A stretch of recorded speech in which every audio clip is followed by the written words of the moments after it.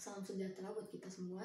Saya Margaret Mandurung dan teman saya Safira akan memaparkan presentasi hasil PKPA di Direktorat Pengawasan Obat Tradisional dan Suplemen Kesehatan. Sebelum memulai, saya akan berterima kasih secara khusus untuk pembimbing di Direktorat Pengawasan Obat Tradisional dan Suplemen Kesehatan yang telah mengajari kami.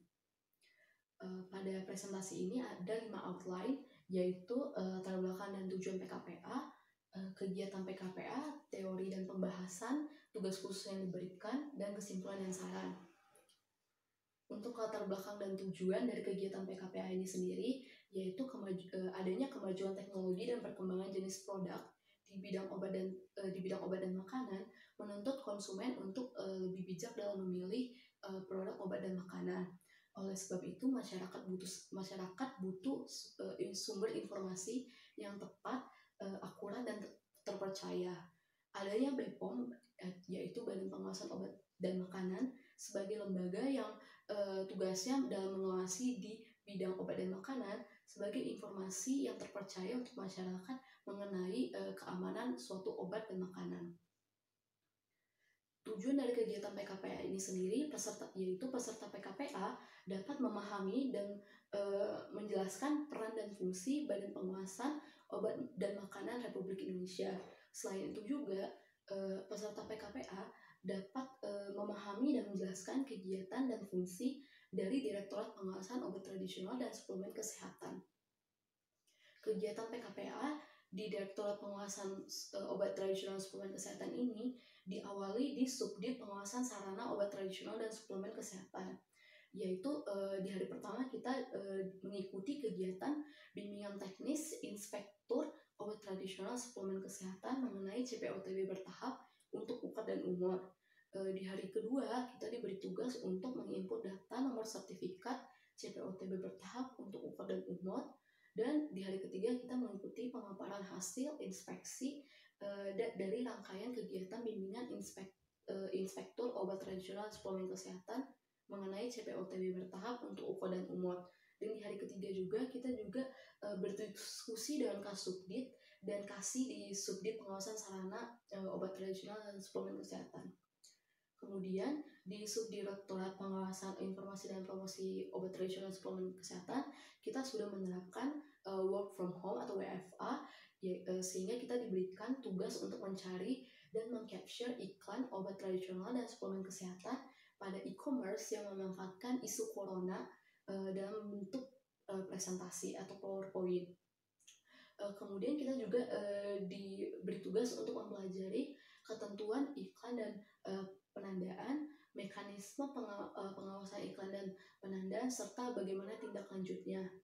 Setelah itu kita juga diberikan tugas untuk mengecek 10 produk obat tradisional dan suplemen kesehatan pada aplikasi Cek BPOM untuk mengecek kesesuaiannya di aplikasi Cek BPOM ataupun websitenya dengan produk itu sendiri. Setelahnya kita juga berdiskusi langsung dengan Kasih Pengawasan Informasi Obat Tradisional dan Suplemen Kesehatan dan membahas tugas yang telah dikerjakan. Kemudian di kegiatan PKPA di Subdirektorat Pengawasan Keamanan dan Mutu, kita berdiskusi secara online dengan Kasih Pengawasan Keamanan Obat Tradisional dan Suplemen Kesehatan mengenai proses bisnis di Subdirektorat di Pengawasan Keamanan dan Mutu Obat Tradisional dan Suplemen Kesehatan. Setelahnya kita juga diberikan tugas untuk membuat matriks perbandingan sistem pharmacovigilance herbal dan gambaran pelaporan spontan efek samping produk obat tradisional di 8 negara. Untuk teori dan pembahasan dimulai dengan definisi IOT, UKAT, dan UMOT. IOT sendiri merupakan industri obat tradisional yang membuat semua produk atau semua bentuk sediaan obat termasuk cairan obat dalam. UKAT sendiri adalah usaha kecil obat tradisional yang membuat semua bentuk sediaan obat tradisional kecuali sediaan tablet dan effervescence. UMOT adalah usaha mikro obat tradisional yang membuat sediaan obat tradisional dalam bentuk parem, tapel, pilis, cairan obat luar, dan rajangan. Bentuk sediaan obat tradisional sendiri dibagi menjadi 18 jenis, yaitu rajangan, serbuk simplicia, serbuk instan, kapsul, kapsul lunak, tablet, effervescence, pil, dodol, pastiles, cairan obat dalam, cairan obat luar, salep atau krim, aram, pilis, koyo, suppositoria untuk wasir, dan film strip. Perbedaan iod dan ukot, perbedaan iod, umot, dan ukot sendiri dapat dipaparkan sebagai tabel berikut, yaitu iod sendiri merupakan bentuk perusahaan badan hukum yang berbentuk perseroan terbatas atau koperasi yang memiliki izin Menteri Kesehatan melalui Direktorat Jenderal Kefarmasian dan Alat Kesehatan. Untuk penanggung jawabnya sendiri harus ada apoteker dan minimal 1 orang. Untuk penerapan CPOTB, iod sendiri wajib full aspek atau harus mendapatkan sertifikat CPOTB.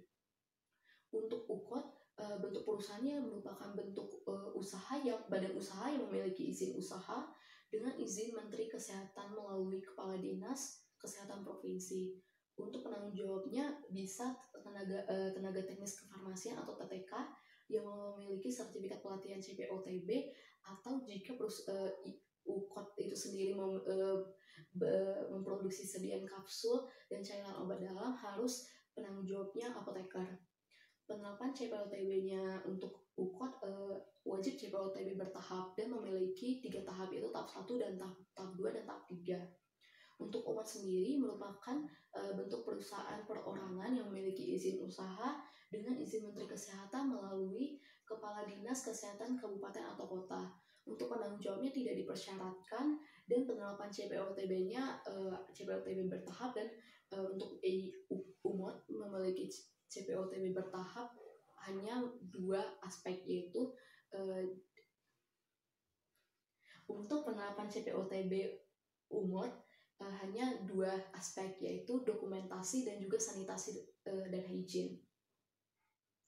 Inspeksi sarana produksi dan distribusi.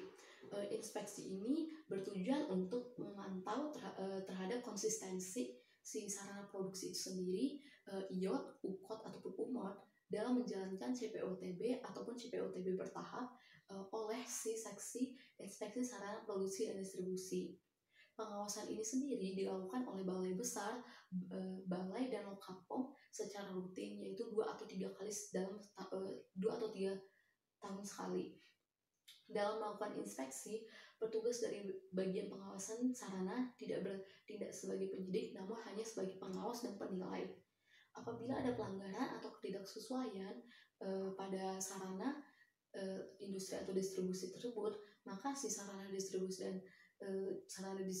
tersebut harus wajib melakukan CAPA atau corrective action, preventive action, sesuai dengan surat peringatan yang dikeluarkan oleh Badan POM.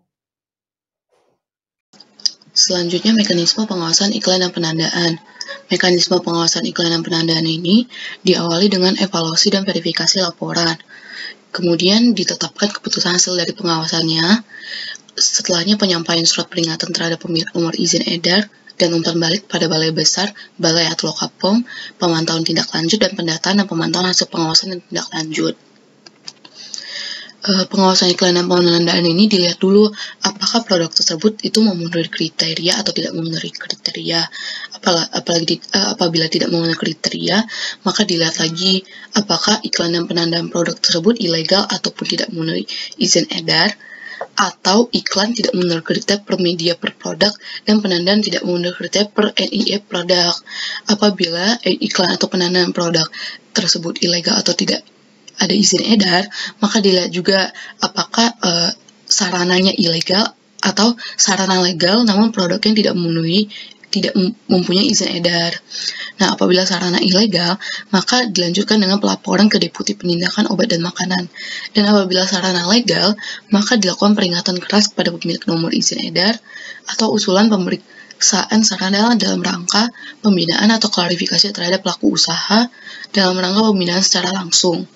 Nah, apabila iklan tidak memenuhi kriteria per media per produk dan penandaan tidak memenuhi kriteria per NIE produk, maka diberikan peringatan 1, peringatan 2, ataupun peringatan keras, serta penghentian sementara kegiatan dan pembatalan izin edar. Sampling dan pengujian obat tradisional. dan suplemen kesehatan. Sampling ini dan pengujian OT dan SK ini dilakukan oleh balai besar, balai ataupun lokal POM di daerah masing-masing.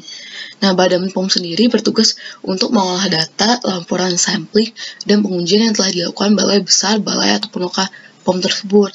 Sampling yang dilakukan merupakan secara random sampling dan proposal sampling dengan proporsi random sampling yang lebih besar daripada proposal sampling. Apabila produk dinyatakan ilegal, maka produk tersebut akan didata sebagai data sampling dan diteruskan kepada deputi bidang penindakan dan makanan untuk diinvestigasi lebih lanjut. Namun, jika produk disampling adalah produk terdaftar, maka petugas balai besar ataupun lokal POM akan melakukan tindak lanjut dengan cara mengevaluasi penandaan atau kemasan. Pemeriksaan di laboratorium bisa hanya menguji adanya bahan kimia obat atau bisa juga melakukan pemeriksaan mutu seperti kadar ALT ataupun kadar air dan lain-lain. Selanjutnya adalah mengenai monitoring efek samping obat tradisional dan suplemen makanan. Jadi pengertiannya adalah respon terhadap suatu obat yang merugikan dan tidak diinginkan yang terjadi pada dosis yang biasanya digunakan pada manusia untuk pencegahan, diagnosis, atau penyakit atau modifikasi fungsi fisiologis. Untuk monitoring efek samping ini sendiri merupakan salah satu bagian dari pharmacovigilance, yang pengertiannya adalah seluruh kegiatan tentang pendeteksian, penilaian, pemahaman, dan pencegahan efek samping atau masalah lainnya yang terkait dengan penggunaan obat. Tujuan dari pharmacovigilance adalah yang pertama untuk mengetahui dan memantau aspek keamanan obat tradisional dan suplemen kesehatan dalam rangka deteksi, penilaian, pemahaman, dan pencegahan efek samping atau masalah yang terkait dengan penggunaan. Yang kedua adalah untuk mengetahui dan memantau perubahan profil manfaat risiko dari obat tradisional dan suplemen kesehatan. Dan yang terakhir adalah untuk mengetahui dan memantau aspek mutu yang berpengaruh terhadap keamanan obat tradisional dan suplemen kesehatan. Untuk pelaporannya ini ada 3 jenis. Yang pertama adalah pelaporan spontan, yaitu pelaporan dari kejadian yang tidak diinginkan, yang serius maupun yang non-serius. Yang kedua adalah pelaporan tindak lanjut regulatori dari negara lain, di mana pelaporan ini dilakukan jika efek samping dari suatu negara terhadap produk yang sama yang beredar di Indonesia. Dan yang terakhir adalah pelaporan dari studi keamanan.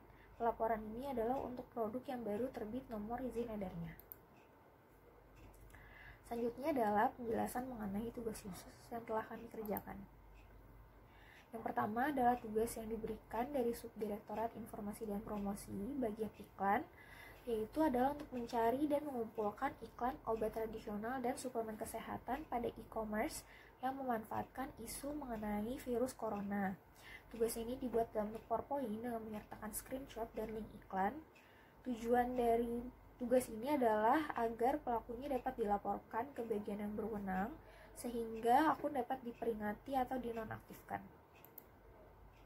Ini adalah salah satu contoh promosi obat tradisional yang kami temukan di salah satu e-commerce. Nama produknya adalah Temuji Karoma. Ini salah satu klaimnya yang disebutkan dalam iklan ini adalah untuk membunuh dan mencegah virus corona, di mana kata-kata seperti ini tidak diperbolehkan dalam iklan yang telah ditetapkan oleh Badan POM. Selanjutnya ini ada produk lain juga yang mereknya adalah ProHerbarix. Juga dia mengklaim sebagai obat pencegah corona. Selanjutnya masih dari Subdirektorat Informasi dan Promosi di bagian penandaan, ini kami diberikan tugas untuk melakukan pengecekan terhadap 5 produk obat tradisional dan suplemen kesehatan pada aplikasi Cek BPOM untuk dicek kesesuaiannya dengan penandaan yang tercantum pada produk.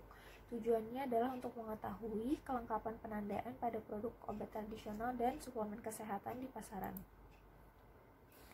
Berikut ini adalah kriteria atau ketentuan penandaan produk obat tradisional dan suplemen kesehatan yang telah ditetapkan, itu produk harus mencantumkan nama produk atau nama dagang, nomor pendaftaran atau izin edar, khasiat dan kegunaan, komposisi dan dosis pemakaian, bobot isi atau jumlah obat tradisional atau suplemen kesehatan setiap wadah, peringatan, kontraindikasi, efek samping, interaksi obat, dan informasi khusus bila ada, tanggal kadaluarsa dan nomor kode produksi, cara penyimpanan, nama pendaftar alamat, minimal ada nama kota dan Indonesia. Untuk obat tradisional dan suplemen kesehatan, lisensi harus dicantumkan juga nama dan alamat industri dari pemberi lisensi. Dan yang terakhir harus dicantumkan golongan dari obat tradisional tersebut, apakah merupakan jamu atau obat herba terstandar atau fitofarmaka. Berikut ini adalah salah satu produk yang telah kami cek, itu ini ada imbus, informasi produk pada labelnya, ada nama produk, ada nomor izin edar, ada khasiat dan kegunaan, ada komposisi dan dosis, jumlah isi dan bobot, peringatan, nomor registrasi pada aplikasi cek BPOM juga ini sudah sesuai dengan nomor izin edar yang tertera pada kemasan, di mana tanggal terbitnya ini adalah tanggal 22 Mei 2017, diterbitkan oleh Asrop, Direktorat Registrasi Obat Tradisional, Suplemen Kesehatan dan Kosmetik, merupakan golongan produk suplemen kesehatan dengan nama produk yang didaftarkan adalah Imbus dengan perusahaan pendaftar PT Soho. Selain itu tercantum juga kontraindikasi, efek samping, tanggal kadaluarsa, nomor kode produksi, cara penyimpanan, nama pendaftar dan alamatnya, serta keterangan bahwa produk ini merupakan suplemen makanan. Sehingga dapat disimpulkan bahwa produk ini merupakan produk yang sudah memenuhi ketentuan yang tadi ditetapkan oleh BPOM dalam penandaan. Selanjutnya adalah penugasan dari Subdirektorat Keamanan dan Mutu. Kami diberikan tugas untuk membuat matriks perbandingan sistem farmakovigilans herbal dan gambaran pelaporan efek samping produk obat tradisional dan suplemen kesehatan yang meliputi jumlah laporan, tipe laporan, produk yang sering dilaporkan, adverse drug reaction yang paling sering dilaporkan, tren pelaporan, kelompok pelapor, pendekatan dalam kodifikasi dan klasifikasi, serta deteksi sinyal dari negara Malaysia, Singapura, Thailand, Jepang, Amerika Serikat, Australia, salah satu negara di Eropa, dan salah satu negara di Afrika. Namun dalam penugasan ini kami hanya dapat menemukan sistem farmakovigilans dari negara Thailand, sedangkan untuk negara lainnya seperti Jepang itu informasinya tidak diberikan untuk publik, sedangkan untuk negara-negara lainnya masih belum tersedia sistem farmakovigilans untuk produk obat tradisional. Untuk di negara Thailand sendiri, ini jumlah laporannya ada 100 sampai 200 kasus per tahun untuk produk obat tradisional, dengan tipe laporannya adalah spontaneous reporting secara volunteer sampai tahun 2016, namun selanjutnya menjadi persyaratan untuk registrasi. Dan selanjutnya produk yang sering dilaporkan adalah produk yang mengandung Centella asiatica, Siccus quadrangularis, Momordica sarantia, Curcuma longa, dan produk obat tradisional lain yang digunakan untuk membantu pengobatan penyakit muskuloskeletal dan sendi. Untuk ADR yang sering dilaporkannya adalah kelainan pada kulit, kemudian ada kelainan sistem gastrointestinal, dan kelainan umum pada tubuh lainnya. Untuk grup lapornya ini adalah dari masyarakat. Kesimpulannya adalah Badan Pengawasan Obat dan Makanan atau BPOM merupakan lembaga pemerintah non-kementerian yang menyelenggarakan urusan pemerintahan di bidang pengawasan obat dan makanan yang terdiri atas obat, bahan obat, narkotika, psikotropika, prekursor, zat adiktif, obat tradisional, suplemen kesehatan, kosmetik, dan pangan olahan. Dan yang kedua adalah Direktorat Pengawasan Obat Tradisional dan Suplemen Kesehatan memiliki tugas dalam pengawasan sarana produksi dan distribusi, pengawasan informasi dan promosi, serta pengawasan keamanan dan mutu obat tradisional dan suplemen kesehatan. Untuk sarannya dari kami adalah sumber daya manusia pada dituas obat tradisional dan suplemen kesehatan sebaiknya jumlahnya ditambahkan agar SDM tidak overwork, dan membuat sosialisasi kepada masyarakat mengenai informasi dan penggunaan obat tradisional dan suplemen kesehatan yang legal dan aman. Sekian presentasi dari kami. Terima kasih.